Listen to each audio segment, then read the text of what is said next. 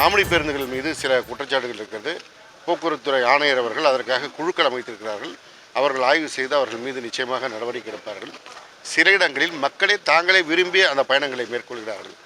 Volvo போன்ற பேருந்துகளிலும் AC sleeper போன்ற பேருந்துகளிலும் செல்வதற்கு விருப்பப்படுபவர்கள் அந்த பேருந்துகளில் அந்த கட்டணத்திற்கு ஒப்புக்கொண்டே பயணிக்கிறார்கள்.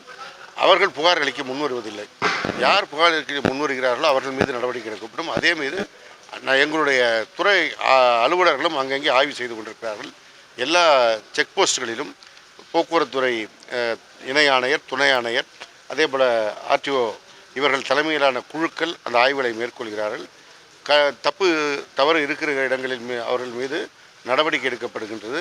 அவர்களுக்கு அபராதம் விதிக்கப்படுகிறது. சில இடங்களில் அந்த வாகனங்கள் இம்பவுண்ட் செய்யப்படுகிறது. எனவே அதற்கான நடவடிக்கையும் எடுக்கப்படுகிறது.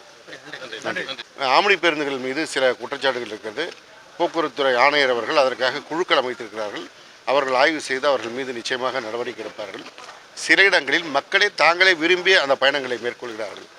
வால்வோ போன்ற பேருந்துகளிலும் ஏசி ஸ்லீப்பர் போன்ற பேருந்துகளிலும் செல்வதற்கு விருப்பப்படுபவர்கள் அந்த பேருந்துகளில் அந்த கட்டணத்திற்கு ஒப்புக்கொண்டே பயணிக்கிறார்கள். அவர்கள் புகார் அளிக்க முன்வருவதில்லை. யார் புகார் அளிக்க முன்வருகிறார்களோ அவர்கள் மீது நடவடிக்கை எடுக்கப்படும். அதே மீது எங்களுடைய துறை ஆம்னி பேருந்து கட்டண கொள்ளைக்கு அரசு துணை போவதாக பாமக தலைவர் அன்புமணி ராமதாஸ் குற்றச்சாட்டை முன்வைத்திருந்த நிலையில் அதற்கு போக்குவரத்து துறை அமைச்சர் சிவசங்கர் அரியலூரில் பதிலளித்திருக்கிறார். அது குறித்த காட்சிகளை நாம் பார்க்கிறோம்.